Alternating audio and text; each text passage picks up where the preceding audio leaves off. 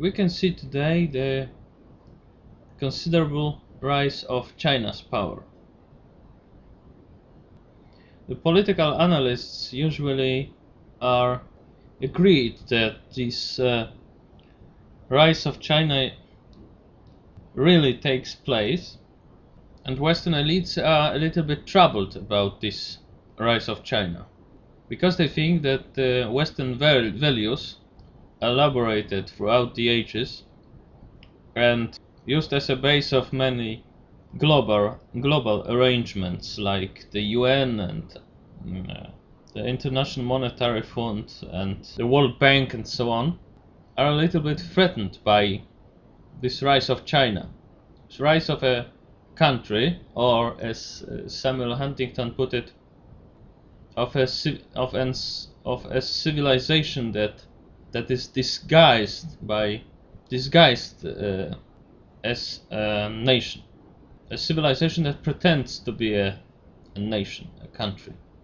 The same was said by Winston Churchill, for instance, about India, that India is something more like Europe than like France or Britain. So not a culture, but a civilization. There are two main ideas how to explain how the world in which China takes plays a bigger role than previously will function. For instance, Francis Fukuyama and all these liberal Wilsonist philosophers usually think that Western value, like the individual freedom, freedom of press, a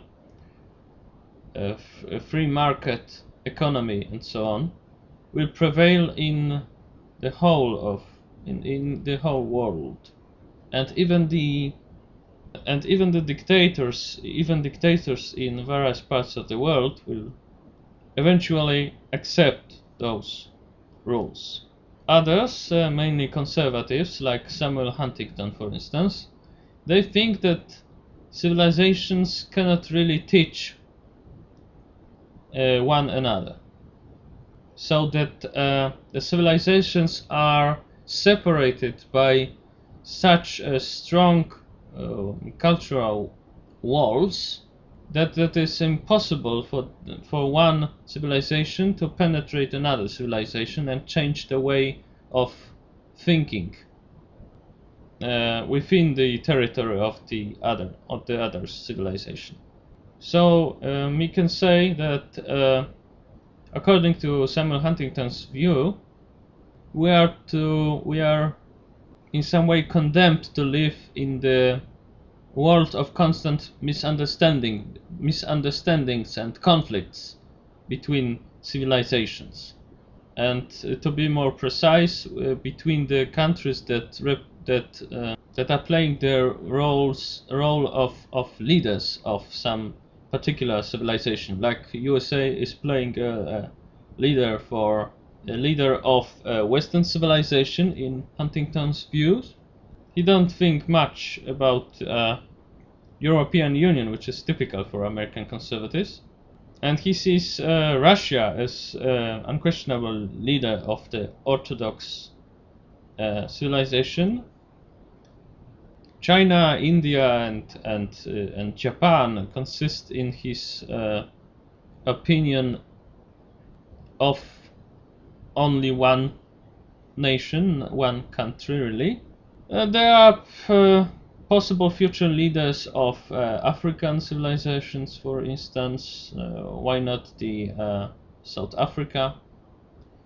And a possible future leader of the Islamic world, Turkey, for instance. This model of Huntington's is very simplified. It's very all this very questionable. All these statements of his are very questionable. He was criticized for that. He was criticized for not of his relatively small awareness of the differences within the civilizations, like between the versions of Islam promoted in Saudi Arabia and Iran. His opinions that civilizations are like in impenetrable fortresses is also very doubtful. But still, we cannot deny that civilizations tend to be ruled by different sets of virtues. And this, combined with the rise of the economic and political power of China, is what frightens the West today. China is sometimes demonized as for being not democratic enough, for being a dictatorship, for in the United States, in the moral that are more religious than Europe is, also for atheism, for small reverence to gods, which is questionable because there are many local superstitions in China that suggest that China is not a country of atheists, really. But the Chinese religions like Taoism and Confucianism, they look a little bit more like Western philosophies than Western religions. And this is a constant bone of contention between West and China. But both secular Europe and United States, where it's highly recommended to pretend to be more religious than you really are very frightened by China. Fareed Zakaria, the Indian-born American politologist, is of an opinion that we shouldn't be afraid so much because China has really no missionary tradition as Western countries have. Now, China does not care so much about the outside world to become missionaries, so to subject all the other nations to its rules. This opinion is at the same time justified and not justified, because China, of course, wanted throughout all its history to extend its territory and used culture also as a weapon to subject this territory to the authorities in the state capital. Although it, no matter if it was Beijing or Nanking or some other city, because it changed throughout the ages. But still, we cannot say that China has some such an imperialistic missionary traditions like Western European countries or the USA or even Japan. But still, we can see that today China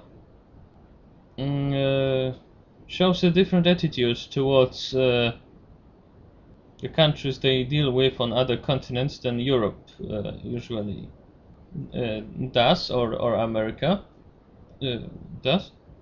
The Chinese, for instance, support many regimes in Africa, and they are investing in African countries without asking, like the Europeans and Americans do, without asking about the human rights and so on, and all the other standards.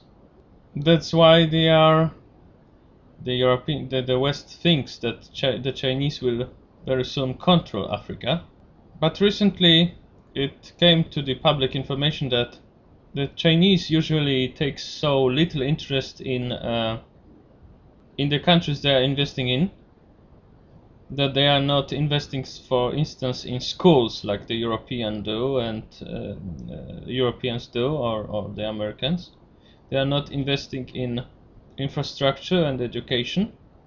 They are very much profit oriented, and they are not mixing their economic interests with some more idealistic message, and that is what frightens Europe and United States.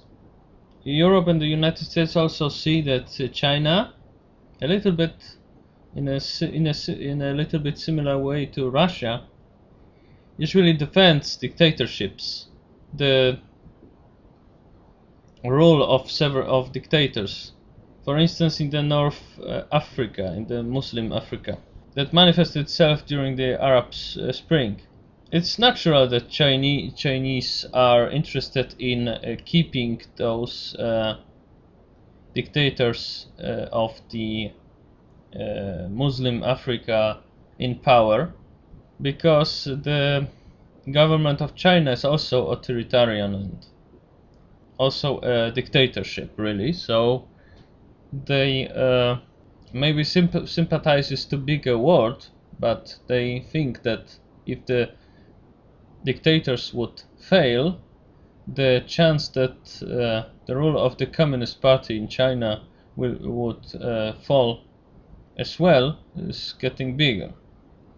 The Chinese have accepted human rights as and even added several passages of a passage fragment dedicated to the human rights to their constitution several years ago.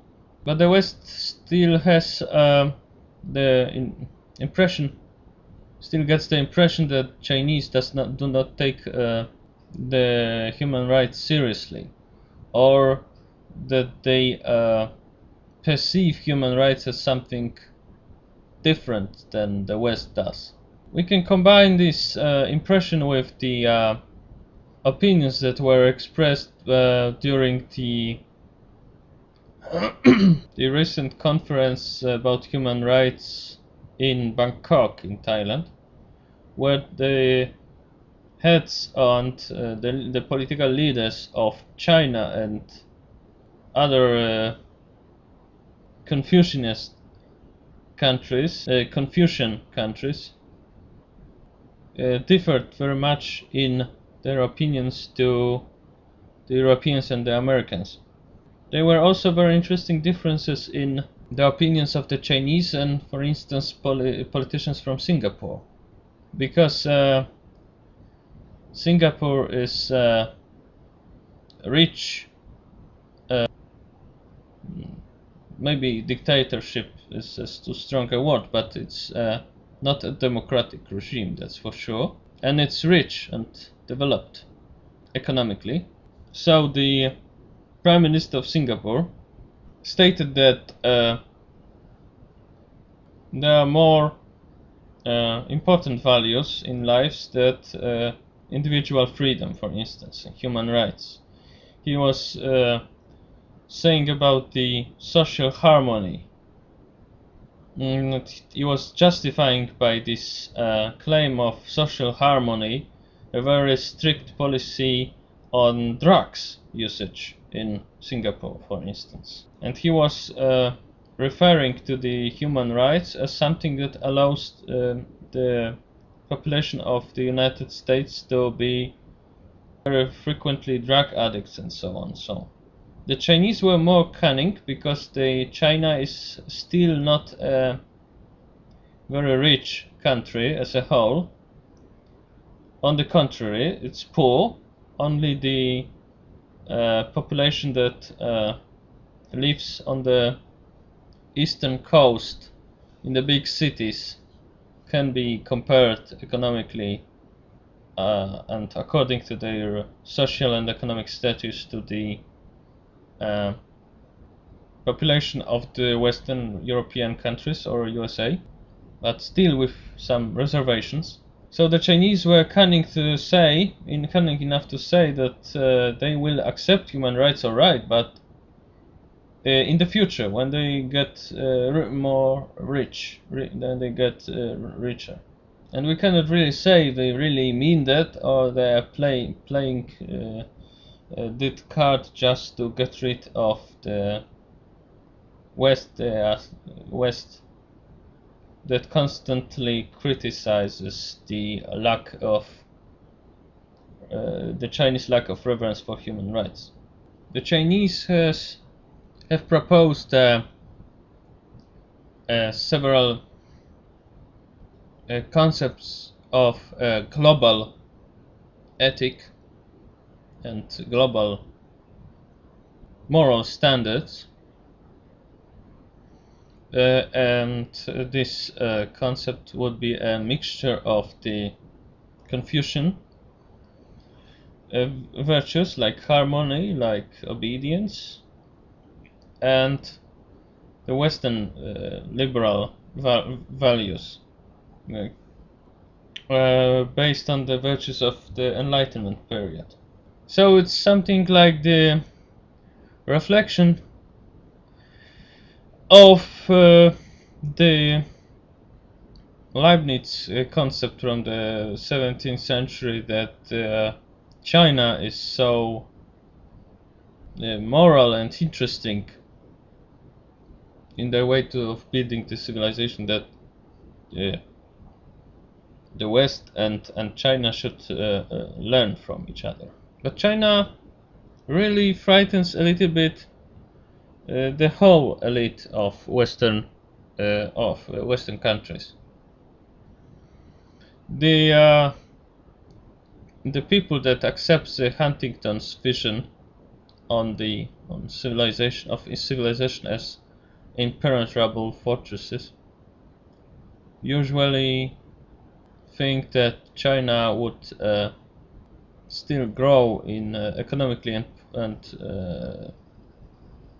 politically, and by doing that diminish the influence of the West and the Western values in the world. But this fear is really something of an absurd, because the Huntington's vision also suggests that the Chinese mission in the world to make a world more China-like is also condemned to fail. The Western postmodernistic outlook that suggests to combine the virtues of the East and West also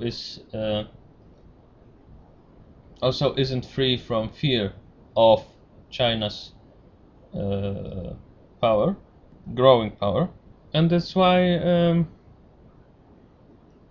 these postmodernistic intellectuals usually advocate some sort of civilizational agreement between China and the West. This is very much criticized by many liberal thinkers like Guy Sorman, who usually criticizes the lack of confidence of the West when dealing with China. He criticizes that the West has created this vision of a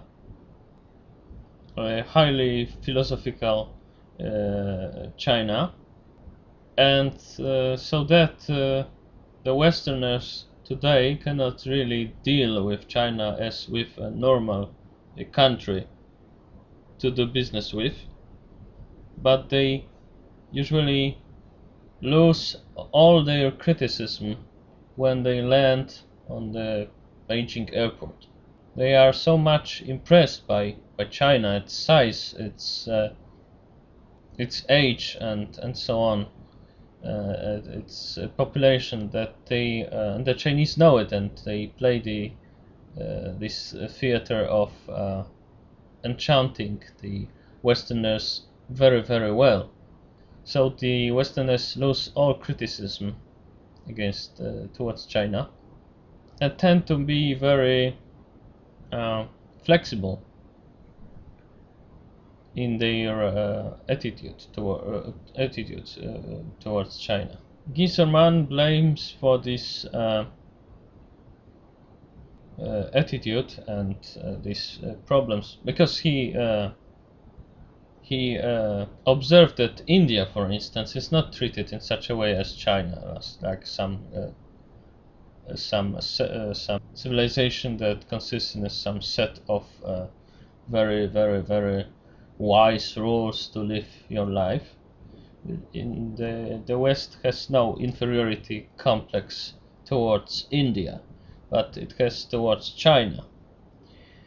Guy Sorman blames Jesuits and the French philosophers, the Jesuits who wanted to make in the 17th century to make the mixture of the Confucianism and Christianity, and that's why they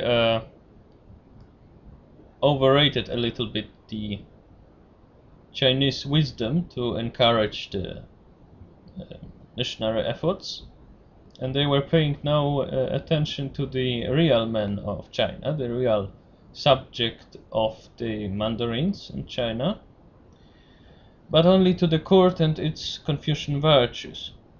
The Jesuits has chosen not to see the folklore of different religious ghosts and demons, the small temples, and this very reality of China's people.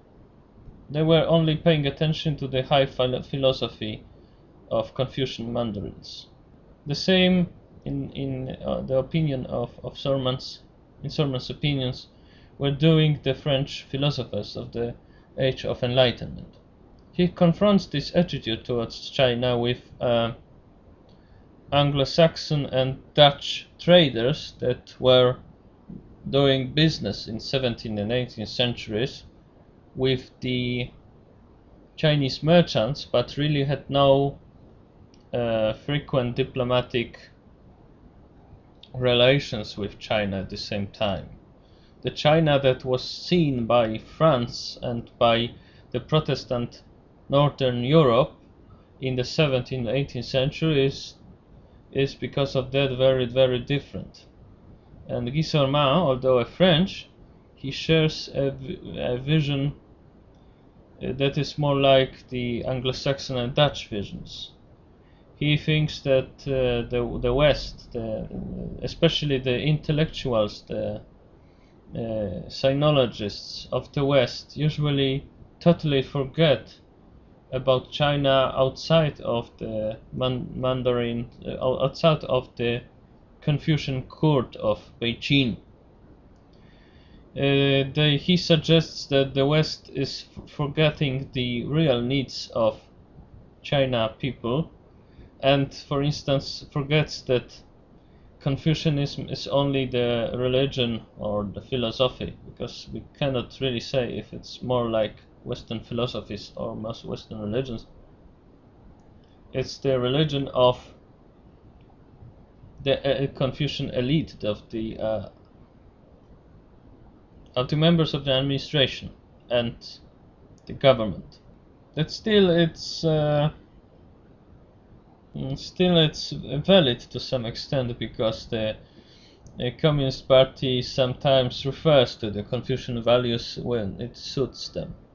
And Guy Sorman observes that the West totally forgets about Taoism. Taoism, the religion of the Chinese traders, highly individual and liberal ideology of Taoism is something Guy Sorman really sympathizes with, and he, contrary to the many other intellectuals, he explains the Chinese economical and political success not on a basis of Confucian virtues, but on the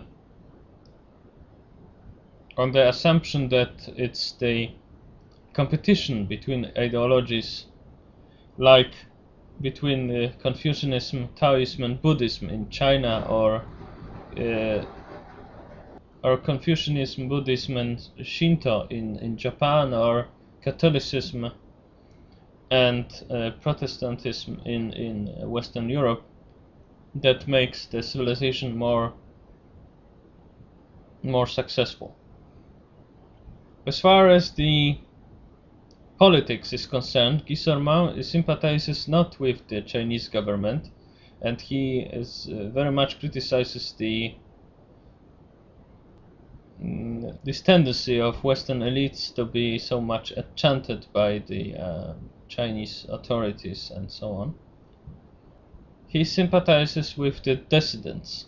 He is even suggesting that it's very wrong to call them dissidents, the people persecuted by the Chinese authorities for their democratic and liberal sympathies. And he suggests that we should call them Democrats, simply Democrats. He also suggested that the real China, that is the China really culturally strong and normal and really Chinese, is rather in the Chinese diaspora throughout the world, and in Taiwan, in Singapore, and in Hong Kong, where it could blossom because of the lack of the dictatorship of the Communist Party. So his vision of the Chinese and China and Chinese virtues is completely different to the vision that prevails in the Western world today. He suggests that we shouldn't overrate the rise of China. He argues that China is still a relatively poor country and has the economic power comparable more like with Italy or France than with United States or something. That China can be maybe, of course, one of many strong powers in the world, but never a superpower. He also suggests that within the political system that still exists in China, this country cannot really develop to the level of cannot really develop so much as United States or Western Europe. He even suggests that it's wrong to think to forget about Japan in this as far as political power in the Pacific region and the Far East is concerned, because he argues that now when the Japanese economy that copes better with the crisis that started in the country in 1990, the real power in East Asia will belong more to the Japanese than to Chinese. He also observes that the Chinese know that. They are very anxious about Japanese policy in the nearest future. What Gisselman is not adding is that the Japanese are also very unpredictable in their future policy. They are, of course, one of the key American allies, but the policy of this state is becoming more and more independent from the concepts elaborated in Washington. Japan is also rebuilding its naval power and competing in arms race with China. Recently, Japan has launched a very modern ship, Izumo, which is officially a destroyer, but really it's something like a small aircraft carrier. And this seems to be a reaction to the Chinese decision to buy a aircraft carrier from the Ukraine. So it's a typical arms race between China and Japan. Gisselman, although he thinks that China will never take a position so much better politically than Japan, the East Asia, that China should be really feared of.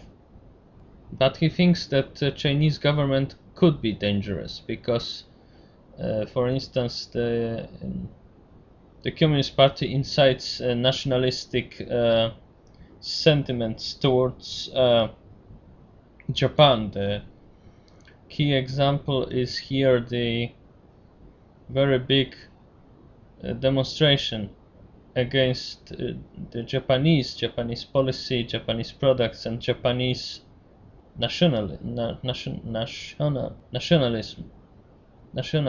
of course.